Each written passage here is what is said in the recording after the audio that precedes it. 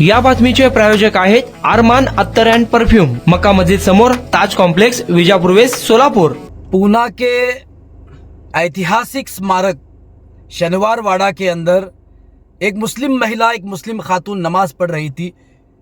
इस मुद्दे को लेकर बीजेपी सांसद मेधा ताई कुलकर्णी उस जगह पर जाती है और अपनी दो कौड़ी की सियासत को चमकाने के लिए, चमकूगिरी करने के लिए वहां पर कई लोगों को इकट्ठा करके शहर का वातावरण दूषित और खराब करते हुए उस जगह जाकर, जहां उस औरत ने नमाज पढ़ी थी, उस जगह पर गौमूत्र छिड़क के उसका शुद्धिकरण किया जा रहा है। मैं कहना चाहता हूं, उस जगह का शुद्धिकरण नहीं बल्कि तुम्हारे दिमाग का शुद्धिकरण करना चाहिए, क्योंकि तुम्हारे दिमाग में गोबर भरा हुआ है। जबकि मेधा ताई कुलकर्णी को न कानून का ज्ञान है, न ही उन्हें आध्यात्मिक और धर्म का नॉलेज है। नमाज कहते हैं संस्कृत लफ्ज है नमाज। अरबी में नमाज को सलात कहा जाता है। नमा कहते हैं झुकने को, और अज कहते हैं उस जगत के जगदीश्वर को जिसने इस दुनिया को बनाया, इस सृष्टि का निर्माण किया। सबसे पहले उन्हें अध्यात्म सीखना चाहिए। उनके दिलों में जो नफरत है वो ये कह रही हैं कि अगर तुमने धर्म का त्याग करके मुसलमान हुई हैं आप सनातन से, आप फिर वापस सनातन में आइए।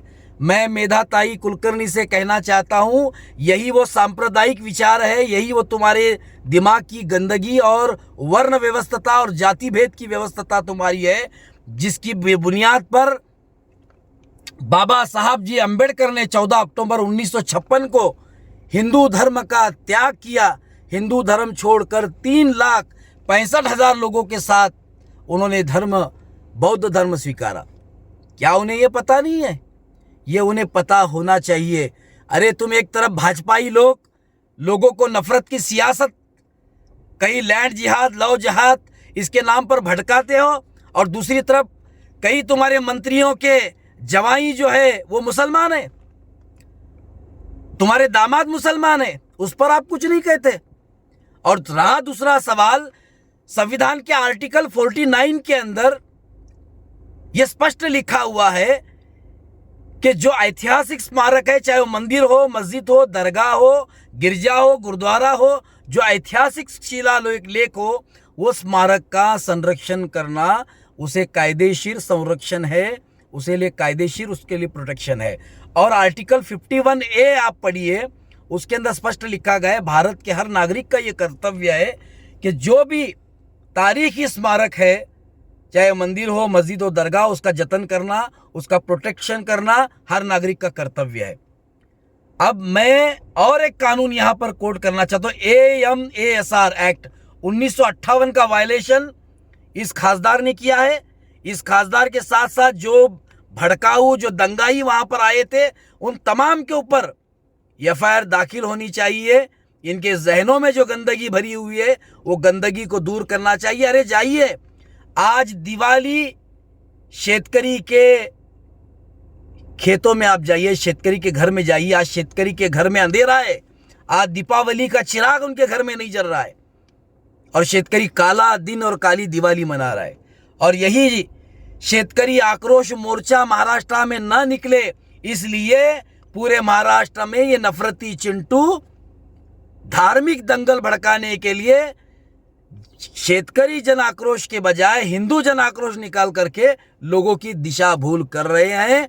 मैं ऐसे आमदार खासदार से कहना चाहता हूं, वो ऐसी गंदी सियासत से बाहर आए।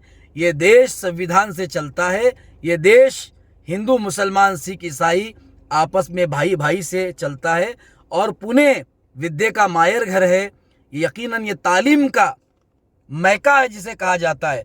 ऐसी सांस्कृतिक शहर में गंदगी मत फैलाओ, ऐसी मैं गुजारिश करना चाहता हूँ। जय हिंद। कुणाला गिफ्ट द्यायचा असेल तर मग चला ना अरमान अत्तर अँड परफ्यूम मध्ये। सर्व प्रकारचे ब्रँडेड अत्तर, परफ्यूम एकाच ठिकाणी मिळण्याचे सोलापुरातील प्रसिद्ध ठिकाण अरमान अत्तर अँड परफ्यूम।